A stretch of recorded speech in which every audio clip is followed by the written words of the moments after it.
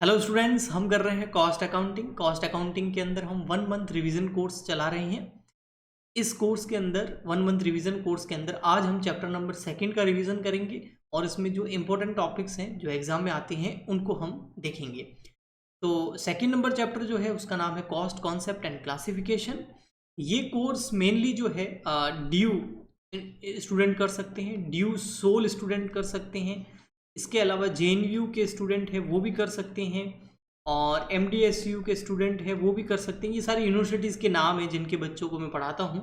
और भी कई सारी यूनिवर्सिटीज़ हैं। अगर आपकी यूनिवर्सिटी के अंदर आपके कॉस्ट अकाउंटिंग नाम का सब्जेक्ट है और उसका आपके अभी एग्ज़ाम है तो आप इस कोर्स को अच्छे से रिवाइज कर सकते हैं। इससे आपको काफ़ी हेल्प मिलेगी रिविज़न में। ओके, चलिए। तो आज इस लेक्चर के अंदर हम कॉस्ट का करने वाले हैं क्लासिफिकेशन। ठीक है, और बहुत सारी कॉस्ट आपको अलग अलग टाइप्स की दिखेगी आपको, उसको हम बहुत अच्छे से समझने वाले भी हैं। ठीक है, तो ये बहुत इंपॉर्टेंट लेक्चर होने वाला है कॉन्सेप्ट के पर्पज़ से भी और एग्ज़ाम पर्पज़ से भी। ठीक है, इस चीज़ का आपको रिवीजन करना ही चाहिए। मैं यहाँ पर एक चार्ट लेके चलूँगा, उसी के बेसिस पर हम अच्छे से समझेंगे। सबसे फर्स्ट बेस हम ले रहे हैं कॉस्ट को समझने के लिए, वो ले रहे हैं हम बिहेवियर के बेस पर जो कॉस्ट है का क्लासिफिकेशन। इसको वेरिएबिलिटी के बेस पर भी बोलते हैं ना, क्योंकि कॉस्ट दो प्रकार की होती है, वेरिएबल और एक फिक्स। तो उसी हिसाब से वेरिएबिलिटी के बेसिस पे भी इसको बोला जा सकता है, या बिहेवियरल क्लासिफिकेशन भी इसको बोल सकते हैं। ये बहुत इंपॉर्टेंट है कॉस्ट अकाउंटिंग के अंदर कि जो कॉस्ट होती है बिहेवियरल के बेसिस पर क्लासिफिकेशन के हिसाब से। एक होती है फिक्स कॉस्ट। ठीक है, फिक्स कॉस्ट कौन सी होती है पहले वो देखते हैं, फिर हम आगे बढ़ेंगे। या पहले बता देता हूँ, चलो। एक होती है फिक्स कॉस्ट, एक होती है वेरिएबल कॉस्ट, एंड एक होती है सेमी वेरिएबल कॉस्ट। अगर आप वास्तव में रिवीजन ही कर रहे हैं तो आप इनके बारे में अच्छे से जानते होंगे, तो आपका क्विक रिवीजन हो जाएगा। सेमी वेरिएबल, हाँ, अगर आप फर्स्ट टाइम पढ़ रहे हैं तो ध्यान से सुनिए थोड़ा सा। ठीक है, देखो, फिक्स कॉस्ट जो होती है ना वो फिक्स ही होती है, जैसे कि फैक्ट्री का रेंट है ना। चाहे प्रोडक्शन स्टार्ट कर दो या प्रोडक्शन बंद कर दो, या काम हो या नहीं हो, जैसे है ना अभी लॉकडाउन चल रहा था बीच में कोविड की वजह से, तो भी बहुत सारी, फर्स्ट लॉकडाउन में तो फिर भी कुछ लोगों ने किराया माफ़ किया था, लेकिन सेकंड लॉकडाउन के अंदर या उसके बाद जो थर्ड वेव आई उसके अंदर भले ही बिजनेस चले नहीं चले, दुकान जल्दी बंद हो रही है, लेट बंद हो रही है, कुछ भी हो रहा हो, रेंट तो लगेगा ही लगेगा। चाहे प्रोडक्शन चालू हो बंद हो, कैसा भी सिस्टम क्यों ना हो, ये कॉस्ट तो लगती लगती है। इसमें अधिकतर रेंट जो है एक बेस्ट एग्जांपल है, फैक्ट्री रेंट। रेंट तो पे करना ही पड़ेगा आपको, ये थोड़ी कह सकते हो कि मैं रेंट पे नहीं करूंगा, मेरा धंधा नहीं चल रहा है।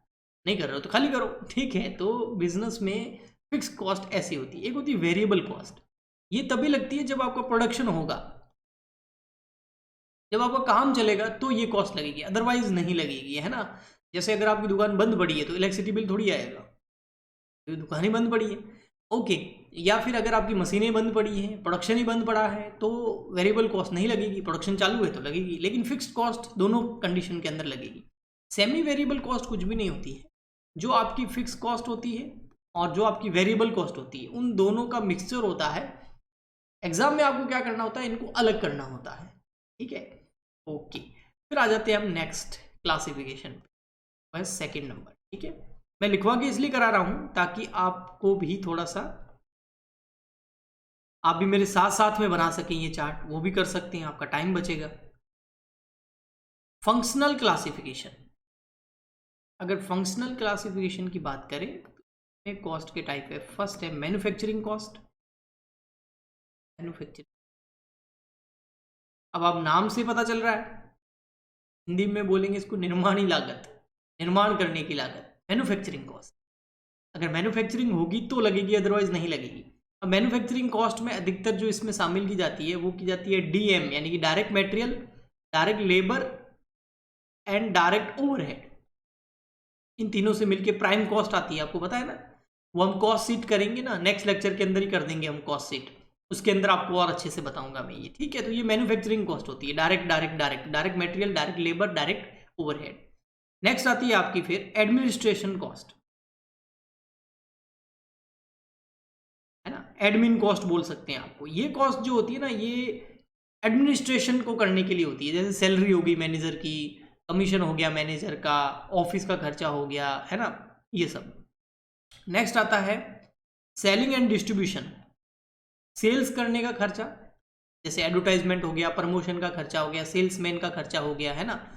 एंड डिस्ट्रीब्यूशन ओवरहेड, जो आपके गुड्स होते हैं ना उसको डिस्ट्रीब्यूट करने का, एक जगह से दूसरी जगह पहुंचाने का जो खर्चा होता है वो डिस्ट्रीब्यूशन कॉस्ट के अंदर आता है, ठीक है। इसको कॉस्ट सीट के अंदर आप और अच्छे से समझेंगे इसको, एडमिनिस्ट्रेशन कॉस्ट भी आएगी उधर, सेलिंग एंड डिस्ट्रीब्यूशन कॉस्ट भी आएगी उधर, है ना, फैक्ट्री कॉस्ट भी बोलते हैं जिसको, इसको मैन्युफैक्चरिंग को प्राइम कॉस्ट, एडमिन को एक तरह से फैक्ट्री कॉस्ट बोल सकते हैं आप। नेक्स्ट जो है आपका वो है फाइनेंस कॉस्ट, अगर आपने लोन वोन ले रखा है तो उसके ऊपर इंटरेस्ट वगैरह पे करना पड़ेगा, तो वो आपकी फाइनेंस कॉस्ट होगी, ठीक है। तो ये होगी फंक्शनल क्लासिफिकेशन। नेक्स्ट पढ़ते हैं हम थर्ड आपका जो कॉस्ट का क्लासिफिकेशन है वो है कंट्रोलेबिलिटी के बेसिस पर।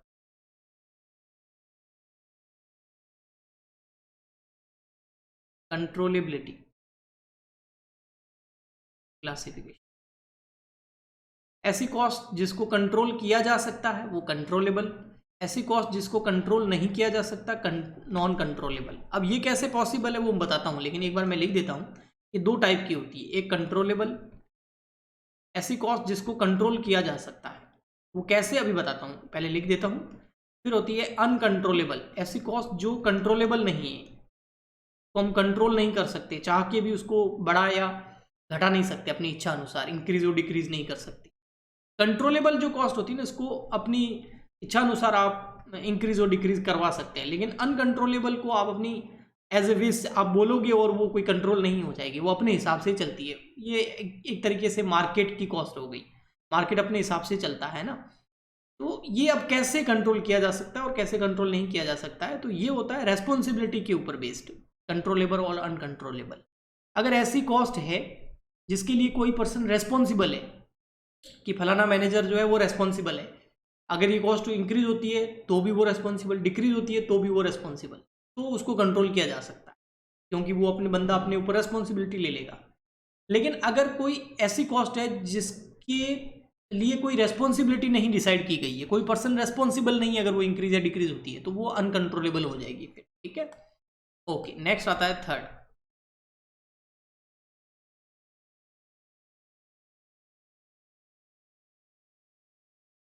थर्ड के बाद सॉरी फोर्थ आ गया आपका मैन्युफैक्चरिंग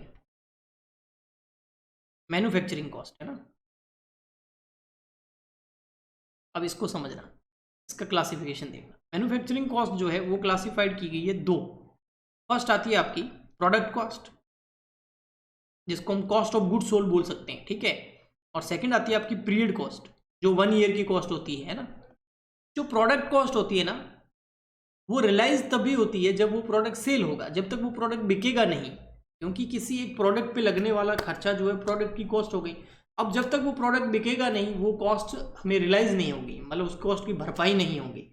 लेकिन पीरियड कॉस्ट वो कॉस्ट होती है जो 1 ईयर की हो सकती है, 2 ईयर की हो सकती है, 3 ईयर की हो सकती है, यानी कोई खर्चा कर लिया उससे बेनिफिट हमें 1 ईयर तक ही मिल रहा है तो वो रेवेन्यू कॉस्ट हो गई, और अगर उससे ज़्यादा बेनिफिट मिल रहा है काफ़ी सालों तक तो वो कैपिटल कॉस्ट हम उसको बोल सकते हैं। तो ये मैन्युफैक्चरिंग कॉस्ट होती है, ठीक है। मशीनों की कॉस्ट हो गई, वर्कर्स लेबर्स की कॉस्ट हो गई, ठीक है। आगे